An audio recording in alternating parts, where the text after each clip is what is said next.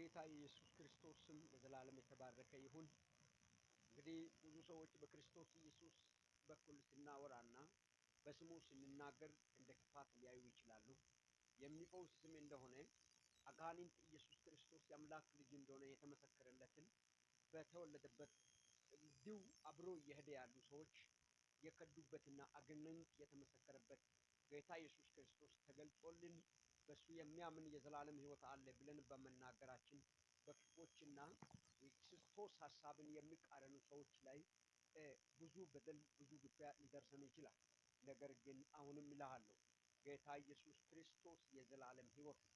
በእርሱ የሚያምን የዘላለም ሕይወት አለው። እሱን የሚያምን አርፎ ይኖራል። በእርሱ የሚያምን ከተስፋው ከጨለማው ዓለም ወደ ተስፋው ዓለም ይመጣል። በገብርኤል በሚካኤል በማርያም አማካኝነት ድነት የለም። ድነት በልጁ በኢየሱስ ክርስቶስ በኩል እንዳለ መጽሐፍ ይናገራል። ድነትን ለማግኘት አንድና አንድ መንገድ ብቻ ነው። እሱም በናዝሬቱ በኢየሱስ ክርስቶስ በኩል ያመኑ ሰዎች የድነትን መንገድን ያገኛሉ። ከዚህ የበለጠ ድነት መንገድ የለም። ድነት ኢየሱስ ነው። ለድነቱም ጎዳናው ኢየሱስ ነው። መንገዱም ኢየሱስ ነው። ከኢየሱስ ውጪ የምናገኛቸው ሕይወት ባዶ ናት። በዚህ ምድር ላይ የመጨረሻ ስቴፕ ሹመት ወይም እውቀት ወይም ስልጣን ማለት በክርስቶስ ኢየሱስ ወንጌል ውስጥ ሆኖ ክርስቶስ ኢየሱስን የበላይ አድርጎ በሕይወቱ ላይ ለሚኖሩ ለትውልድ ለሕዝብ የሚመሰክርለት ሰው የመጨረሻ ደረጃ ስልጣን ይባላል። የዚህ የመጨረሻ ስቴፕ ስልጣን ያሉ ሰዎችን አይተን በስልጣናቸው የሚሆነው ጉዳይ ላይ ልንፈራቸው በሆነ ጉዳይ ልንናገራቸው እንችላለን። ነገር ግን በዚህ ምድር ለሰው ፍራቻ ወጥመድ ነው፣ ሞት ነው። ለኢየሱስ ክርስቶስ ፍራቻ ግን ሕይወት ነው። ለሱ መኖር ሕይወት ነው። አንዳንድ ሰዎች ለሞት ይፈራል። በክርስቶስ ኢየሱስ አማካኝነት ሞት ለክርስቶስ አማካኝነት እንዲሁ ክብር ነው። ለጌታ ስም መሞት ክብር ነው። ሐዋርያ ጳውሎስ ሐዋርያ ሥራ ምዕራፍ 5 ከቁጥር 41 42 እና ሐዋርያ ሥራ ምዕራፍ 6 ጌታ ኢየሱስን በፈሪሳውያን በጸሐፊዎችና በሰዱቃውያን አማካኝነት እዛው ጉባኤ መካከል ጌታን በኃይልና በስልጣን መሰከረላቸው። ተወልዶ ያደገበት እንዲሁ መጽሐፍ እንደሚናገር ግሪክ ተወልዶ እንዳደገ እናውቃለን። ትውልድ ግሪካዊ ነው፣ ግን እንደ አይሁዳዊ ነው። ይህ ልጅ ብድግ ብሎ እነ ጴጥሮስ እጅ ከተቀቡት አንድ አካል በመሆኑ ተነሳ። ብድግ ብሎ በአምስተኛው ምዕራፍ 5 ቁጥር 41 እና 42 ምዕራፍ 6 ላይ በትክክል ስለ ኢየሱስ አወራላቸው። ይሄስ ጌታን ሐሳብ እያለ ኢየሱስ እያለ የነ ሙሴን ሕግ ይሳደባል። የነ ሙሴ ሕግን ይሳደባል። ምዕራፍ 7 ላይ ለክስ ባቀረቡ ጊዜ ጳውሎስም በሚከሰስ በክስ አድማጮች መካከል በምኩራብ ላይ ተገኘ። ነገር ግን እስጢፋኖስ በስልጣን ተመካና በምኩራብ ላይ በተሰበሰቡ ሰዎች ላይ ከአብርሃም አንስቶ እስከ ዮሴፍ ድረስ ያለበትን እነ ሙሴ የ700 ወደ 60 እና 40 ዓመት ገደማ ናዝሬቱ ኢየሱስን የሰበከበትን ተናግሮ እዛው ነገሩን ጨረሰ። ነገር ግን የሰማችሁት የእውነት ቃል እንዳለ ሁሉ እውነትን እንደከዳችሁ ሁሉ እናንተ የምትሰሙ የማትሰሙ የምትመስሉ ዓይን አላችሁ አታዩ፣ ጆሮም አላችሁ አትሰሙ፣ ደንቆሮች እያለ በሐዋርያ ሥራ ምዕራፍ 7 ላይ ለይግባኝ መልስ እንደሚመለስ ክሱ ላይ ሐሳቡን አወራላቸው። ሐሳቡን አወራ። ነገር ግን ልጅ ጌታ ኢየሱስ ክርስቶስን በግልጽት ስላወራ ብቻ አወጡት፣ ወገሩ። አንዳንድ ጊዜ ለክርስቶስ የተገለጡ ሰዎች እየተወገሩ ወደ ጎንም ያያሉ፣ ወደ ሰማይም ያያሉ።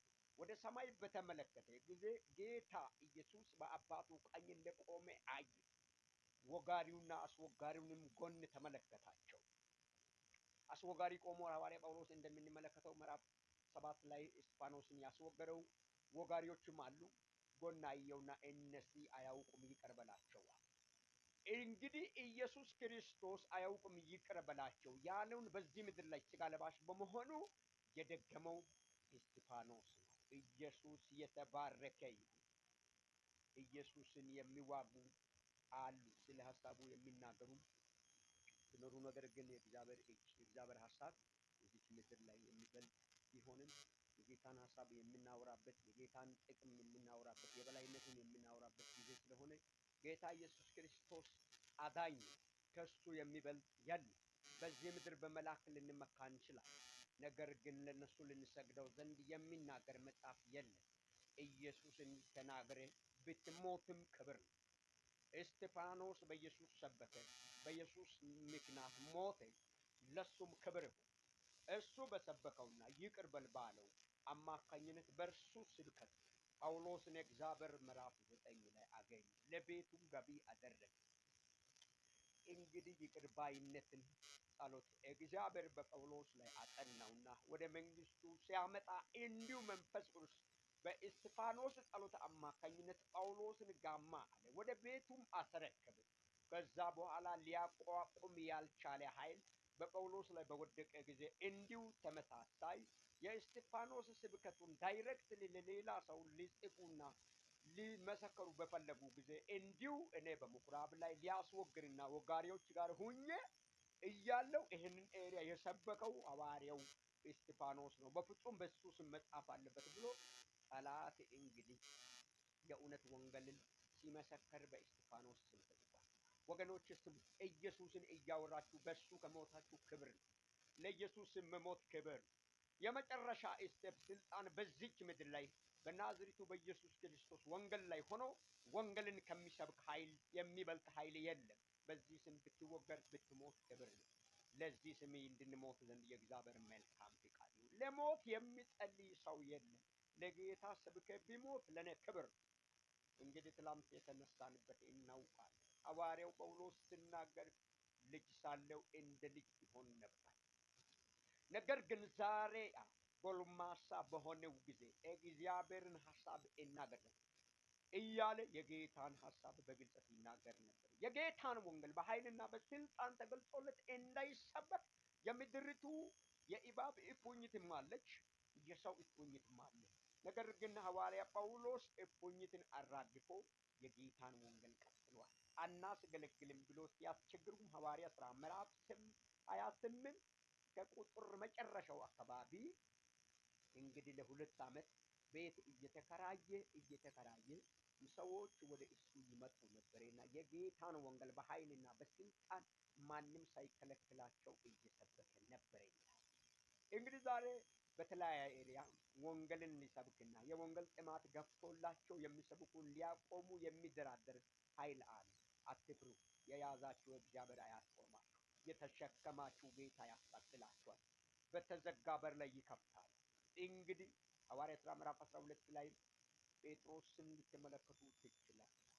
ዘተከብራን ያለው በተዘጋ በር ላይ በእንቅልፉ ተሸክሞ ውጭ አወጣውና መልአኩ በሰደደ ጊዜ እንግዲህ ለሞት የሚጠባበቅ ሰው ለክርስቶስ ሞት ክብር ነው አለና ይህ ሰው ሐዋርያት ሥራ ምዕራፍ 12 ላይ ነገ ይሞታል ተብሎ በሰውና በመንግስቱ ማይተም ያረፈበት ሰው ነገ እንገላለን ተብሎ ወሬውን ሁሉ ሰምቶ በጭፍራው የተመደቡ ፖሊሶች እየገደሉ ለመግደል ሐሳቡን ሰምቶ በጎን እርስ በራስ በሚጠብቁ በአራት ጭፍራ የተከፋፈሉ ወታደሮች መካከል ቆሞ ተኝቷል። ነገ ትሞታለህ ተብሎ ሰው ይሸበራል እንጂ ይተኛል። ይሄ እንዲሁ ብሎ ነው የተኛው።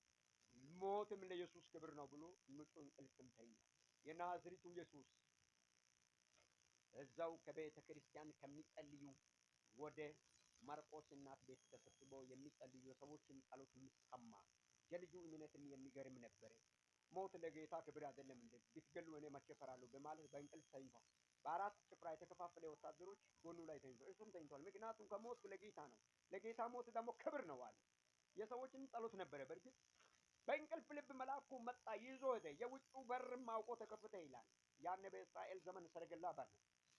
ሰረገላ በር እግዚአብሔርን ከመጣ በኋላ እግዚአብሔር ሐሳቡን ይዞ ከመጣ በኋላ ሰረገላ በር አይደለም፣ ግርግዳው አይደለም፣ መርፍ ዶፍ ሁሉ አውቆ ይከፈታል። በሩ አውቆ ተከፈተ። አዎ በሩ የሚያወራ አንደበት የለውም። እንግዲህ የእግዚአብሔር እጅ ሲመጣ የማይሆን ኃይል የለም።